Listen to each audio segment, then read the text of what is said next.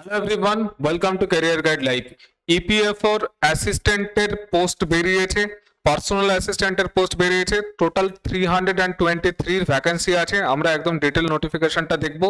খুব বড় লম্বা ভিডিও হতে যাচ্ছে না, ছোটখাটো ভিডিও বাট ইনফরমেটিভ ভিডিও। যারা যারা ফর্ম ফিল আপ করতে চাও, ফর্ম ফিল আপ করার আগে একবার এই ভিডিওটা অবশ্যই দেখে নাও। যেটা ভ্যাকেন্সির নাম বেরিয়েছে সেটা একটুখানি দেখে নাও।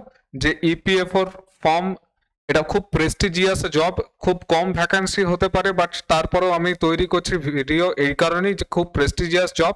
এবং যারা ওয়েট করে আছো ভালো একটা জবের জন্য, ঠিক আছে, যারা এসএসসির প্রিপারেশন মানে স্টাফ সিলেকশন কমিশনের বা ব্যাংকের প্রিপারেশন যারা করো, তারা কিন্তু অবশ্যই এই ফর্মটা ফিল আপ করতে পারো। ফর্ম ফিল আপ করে পরীক্ষাটা দিতে পারো, অত্যন্ত ভালো একটা জব। এক তো ভ্যাকেন্সির ডিটেলস একটুখানি বোঝো। এখানে যেটা ভ্যাকেন্সি পোস্টের যেটা নাম সেটা হচ্ছে গিয়ে দেখো, post of personal assistant in employees provident fund organisation, that is the EPFO বলে যেটা আমরা জানি। কতগুলো ভ্যাকেন্সি বেরিয়েছে? 323 ভ্যাকেন্সিস, 323 খানা ভ্যাকেন্সি আছে। এর মধ্যে ইউআর আনরিজার্ভ ক্যাটাগরির জন্য 132টা। ফানি জিনিস একটা বলবো ভাই, এটা এই ধরনের পোস্ট নয় ডাব্লিউবিপি কনস্টেবলের মতন যে ভ্যাকেন্সি তোমাকে প্রথমে 1240 54 দেখিয়ে তারপরে কমিয়ে 840 করে দেবে না, ঠিক আছে। তো 132 ভ্যাকেন্সি আছে এখানে আনরিজার্ভড এর জন্য। ইডব্লিউএস এর জন্য 32 খানা, ইকোনমিক উইকার সেকশন। ওবিসি ক্যাটাগরির জন্য 87, এসসি ক্যাটাগরির জন্য আছে 48, এসটি দের জন্য আছে 24, আর পিডব্লিউবিডি পারসনস উইথ বেঞ্চমার্ক ডিসেবিলিটি তাদের জন্য আছে 12 খানা। এখানে বেঞ্চমার্ক ডিসেবিলিটির ওরা সমস্তটা ডিটেলসে দিয়ে দিয়েছে, কোনটাকে ওরা বেঞ্চমার্ক ডিসেবিলিটি হিসাবে ধরবে। এবার কাজের জিনিস নিচে আছে, এইগুলো গেল। এবারে পে স্কেল একটুখানি দেখে নাও, খুব দারুণ পে স্কেল। লেভেল 7 এর pay matrix as per the 7 CPC. Age কত? এজ তোমার মিনিমাম লাগবে 18 বছর, ম্যাক্সিমাম তোমার 30 ইয়ার্স। আনরিজার্ভড অ্যান্ড ইডব্লিউএস এর জন্য 30 বছরের লাগবে। দেখো এজ যেটা আছে সেটা 30 ইয়ার্স লাগছে আনরিজার্ভড অ্যান্ড ইডব্লিউএস এর জন্য, 33 ইয়ার্স লাগছে ওবিসি দের জন্য, 35 মানে যেটা ওবিসি দের জন্য থাকে আপার এজ লিমিটের মধ্যে 3 বছরের রিল্যাক্সেশন সেটা আছে, 35 ইয়ার্স এসসি এসটি দের জন্য আপার এজ লিমিটে 5 বছরের, আর 40 বছর আছে পিডব্লিউবিডি এদের জন্য। Lower age limit for all categories is 18 years. 18 বছর লোয়ার কিন্তু লাগছে। এইবার এসেনশিয়াল কোয়ালিফিকেশনটা খুব সুন্দর, এখানে বোঝার ব্যাপার আছে। এইটাই সব থেকে ইম্পর্টেন্ট জিনিস, এইটা দেখে নাও। এইটা যদি মনে হয় যে করতে পারবে তবেই ফর্মটা ফিল আপ করো, আদারওয়াইজ টাকা নষ্ট হবে। Bachelor's degree from a recognised university, মোদ্দা কথা গ্রাজুয়েট তোমাকে হতে হবে। তুমি পাসে করো, অনার্সে করো, 4-5 বারে করো, কিচ্ছু যায় আসে না, তোমাকে গ্রাজুয়েট হতে হবে। তার থেকে যেটা ইম্পর্টেন্ট ব্যাপার সেটা হচ্ছে dictation for a period of 10 minutes with a speed of 120 words per minute in stenography, English or Hindi.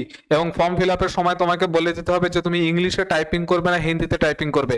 Stenography মানে ওই যে পুরানো আমলের মেশিনগুলো আসতো, নটারিতে গিয়ে কখনো দেখতে পাবে, বা কখনো যদি তুমি লেটসে কোনো কোর্টে চত্বরে যাও তাহলে দেখতে পাবে একটা পুরানো মেশিন আছে যেটাকে এরকম করে টাইপ করে এটা সরতে সরতে ডান পাশে চলে আসে, আবার ওটাকে বাঁ পাশে করে দিয়ে করতে হয়। ওটা হচ্ছে স্টেনোগ্রাফি, জানো তোমরা ভালো মতন করে। ইম্পর্টেন্ট যেটা সেটা হচ্ছে 120 ওয়ার্ডস পার মিনিট। ভাই ঠাট্টা কথা নয়, আঙুল খুলে হাতে চলে আসবে।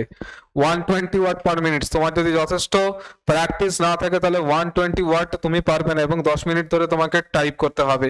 সেকেন্ড, এখানে গল্প শেষ নয়। Transcription time for the dictation taken as per 50 minutes English বা 65 minutes in Hindi only in computer.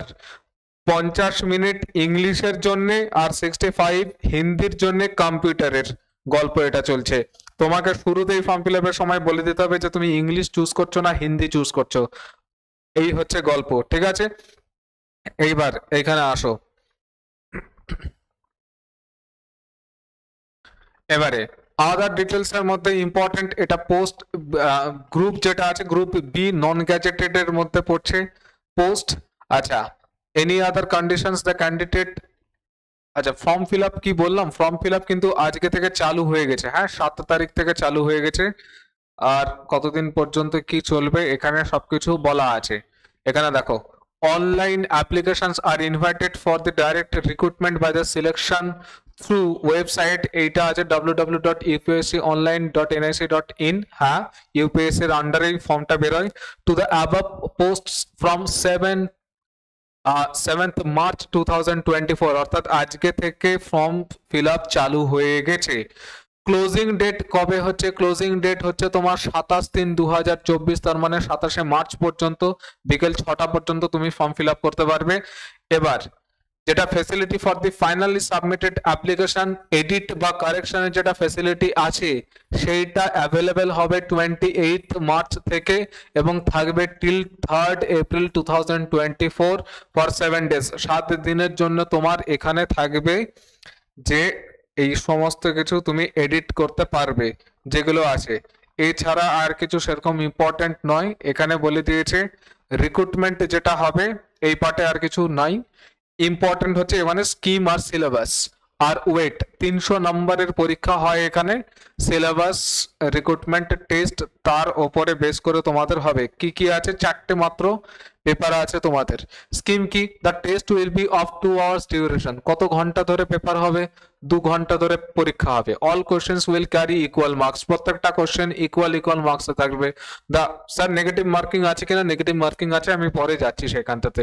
The test will be objective type questions with multiple choices of answer. MCQ যেরকম হয় সেরকম, ঠিক আছে, মানে এমসিকিউই সেরকম আর কি। The medium of question paper is English and Hindi except for those questions in English language. English ল্যাঙ্গুয়েজের কোশ্চেন ছাড়া বাকি সমস্ত কোশ্চেন ইংলিশ এবং হিন্দি দুটো পেপারে থাকবে, ঠিক আছে, দুটো মাধ্যমে থাকবে। There will be penalty for wrong answers. Every wrong answer will carry a deduction of 1/3 of the marks assigned to that question. If no answer is marked for a question, there will be no penalty for that question. এটা সবাই জানে, যদি answer না করি তাহলে কোনো penalty হবে না, বাট রং আনসার করলে 1/3 করে তুমি পেনাল্টি পাবে এখানটাতে, ঠিক আছে। সিলেবাস কি আছে একটুখানি দেখে নাও। Syllabus most important, English language, general awareness, quantitative aptitude and reasoning and computer aptitude. English আছে, জেনারেল অ্যাওয়ারনেস আছে, কোয়ান্টিটেটিভ অ্যাপটিটিউড আছে, রিজনিং অ্যান্ড কম্পিউটার অ্যাপটিটিউড আছে। ওয়েটেজ কি? ওয়েটেজ হচ্ছে 300 মার্কসের পরীক্ষা। এখানে দেখো ফুল পেপার যেটা আছে সেটা 300 মার্কসের। 300 marks 100% weightage will be অ্যাকর্ডেড for the recruitment test. RT recruitment টেস্টের পরে তোমার স্কিল টেস্টের জন্য ডাকবে, ওই যে ওইটা স্কিল টেস্ট, ঠিক আছে, টাইপিং টেস্ট যেটা হলো সেইটা। এই মোটামুটি গল্প।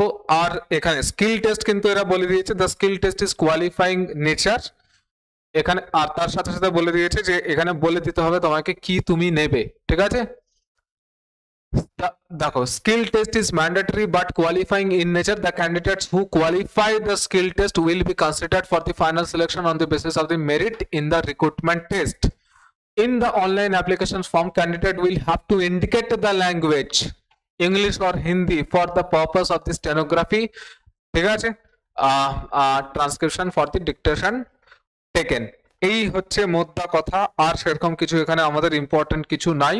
এখানে কোথায় কোথায় পরীক্ষা হবে সেই সেন্টারগুলোর নাম দেওয়া আছে। এটা আমি আমাদের ইস্টার্ন রিজিয়নের এই জন্য কলকাতা এখানে আছে, কলকাতা তুমি দেখতে পাবে, কলকাতার জন্য 69 এরা কোড দিয়ে রেখে দিয়েছে। এই হচ্ছে মোদ্দা কথা ছিল, এই মোটামুটি আমাদের গল্প ছিল। আর সেরকম কিছু ইম্পর্টেন্ট নাই। পুরো যে ইয়েটা দেখতে পাচ্ছ, এই নোটিশটা যেটা আছে সেটা আমি চ্যানেলের মধ্যে দিয়ে দেবো, তোমরা জানি চ্যানেলে আমি আপলোড করে দিই, সেখানে গিয়ে তোমরা আরো ডিটেলস যদি জানতে চাও সেটা দেখতে পাবে। সবাই সুস্থ থাকো, ভালো থাকো আর দেখতে থাকো career guide life. Thank you for watching the video.